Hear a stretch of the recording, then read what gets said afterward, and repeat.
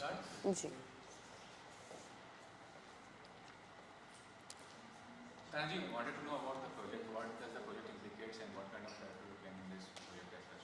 So the project is a detective crime thriller sort of a thing. It's a whodunit, but in a very different space. It has a lot to do with science. It's a lot to do with the world that we have sort of been exposed to the pandemic during the pandemic, and it's unlike a lot of whodunits. This is about a female private investigator. It's this female character who's trying to break into a man's world. So this is about PI Meena. This is about private investigator Meenakshi Iyer, who is from a private investigator. How she really, this is about her journey and how she transforms into her own being and really sort of grounds herself and finds her calling in being a detective. So it is about all of these things, and it's I mean, all of these things being said, it's about Meenakshi Iyer's story, about really, sort of um, traveling and sort of transforming herself in the world that she's existed in. How the journey started out? I mean, you did your graduation from Delhi, then you being a copywriter, and then how did you become an actress? All these things. I mean, from the point. So yes, I did my graduation from Delhi College, Delhi University, Shivaji College, and I started doing theatre there when I was in my first year of literature. And during that first year of theatre, I found a lot of joy in just playing these other characters, and there was this sort of freedom to just be whoever you wanted to be, and there was this opportunity to constantly redefine yourself. So that was a part of theatre I really really enjoyed. And but then obviously, like, it wasn't the thing. I wanted to become a columnist. I always enjoyed writing, so I wanted to get into that. But then post my graduation, during actually my graduation, I was scouted for Flames. That was my first web series ever, and that was for YouTube at the time with the Timeliners. So that happened. So after the first season, I started working as a copywriter, and then the second season happened, but then I was still doing copywriting at the same time. And I had told my director that I don't think acting is meant for me, because it does also involve a lot of, putting yourself out there and be willing to be rejected. And also at the same time, get a lot of love. But then how I feel like as human beings, we are in the way that we tend to hold on to the negatives for much longer than we hold on to the positives. So yes, there was a lot of love that Flames gave me, but at the same time, there was also this fear that I always had, that am I good enough? The constant, self-doubting thing. So copywriting seemed much safer. And during that time, I received a call from another theatre friend of mine who started working as a casting director with a casting director in Delhi. And he called me in to audition for something, and that happened to be for a suitable boy. So I went into audition for that, and I got the part after several rounds of constantly auditioning and several rounds of playing it with different characters, chemistry reads, and all of those things. So Suitable Boy happened, and since then it's just been happening. So I'm very, very grateful for that. Suitable by Meena was a director, and international director. How was the experience being part of that project? Particularly, what was the thing which made you to be part of this project, and through the shooting process, what was it? I think what made me want to be a part of it was that I loved the book. So it's a funny thing that my friend and I had been talking about the book before I even knew I was going to ever audition for it, or before we even knew that there was a series being made on this. So she had read the book and she was talking to me about Lata's character and all of those things. And I love reading myself, so I really wanted to read the book.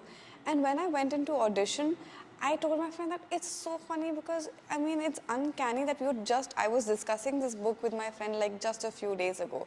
So it felt like it was supposed to, like, it was meant to happen. Obviously the book is great. Then there are names like Mira Nair, Tabu ji involved in it. So there is obviously that drawing factor. But that whole process was just, it was the greatest blessing I could have ever asked for. I don't think I could have ever asked for it in a million years, but yet I was blessed enough to be in that room, to be in that space, to be there with those people and share this experience that I have now to offer to people. So it was just beautiful, I think.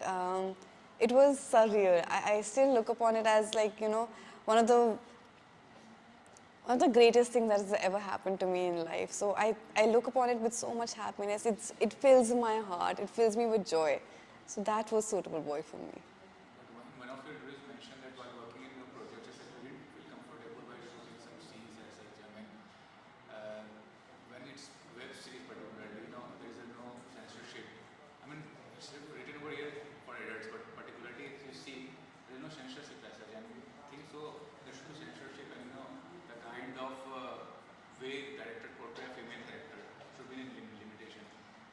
Though I think we need a lot of other.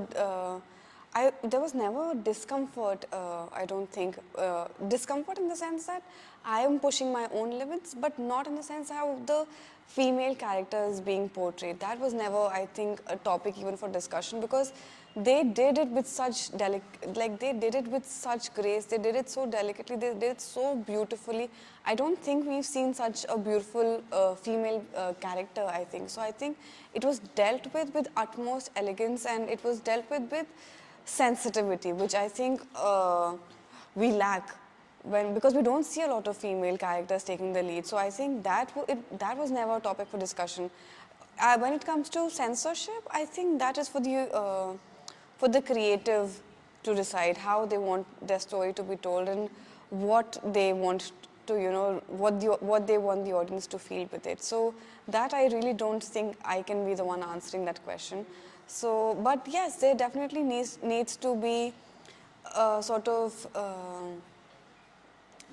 recheck on how we view female characters and the male gaze. I know we talk about the male gaze a lot, but this series really is refreshing in that sense because it shows you the world from a female point of view. It shows you the world from a female's perspective and a female trying to break into a man's world.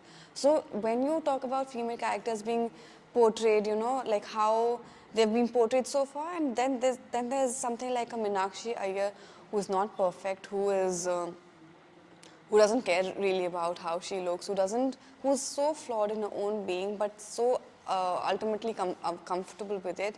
I think really would reach the audience and people who are looking out for female characters who can inspire them. I think this will really do the job for them. One more thing I want to ask, I mean, in today's time, artificial intelligence is going a lot, I mean, helping in technology, but recently, if you must have heard about Maniktala video going viral, fake videos. So, I mean, how do you find technology being misused for that kind of purpose, for a wrong purpose? I mean, they morph the faces. Yeah. Now, see, this is one tool that has been given to all. Technology is a gift. It's for everybody to use. It's at everybody's disposal. So now it's really up to us how we want to use the power that has been given to us, the power that has been instituted in us.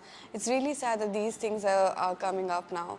And I really hope that people, rethink about the things that they want to do because it's such a beautiful thing and we have so much power to do so much with it, and yet it's being used for the wrong things. I really think I think which is why the male gaze that I was saying about, that we need more female characters who are portrayed in a position of power, who are portrayed in a position of authority, who demand and command what they want. I think that is why we need characters like Meenakshi Iyer, who are utterly no nonsense, no bullshit characters. And yeah, I mean, people are supposed to keep quiet, and like females, especially, are expected to just keep short about the things that are happening to them. And I think Rashmika ma'am has also now spoken up about these things, which is wonderful because people really need to be held accountable for what they're doing. And lastly, you're coming to Becker, Vijay Sapoti is there, Vikrant Masse is there. That project is special for you. How was it working with them as such a It was also very wonderful. Yes, definitely. It's out already. It's on Geo Studios, but it's a different platform, so I don't really want to talk about that right now. Right now, my only focus is on PI Meena. But आपने अगर मुझसे उस time पे बात की होती तो मैं आपको बिल्कुल बताती. Thank you.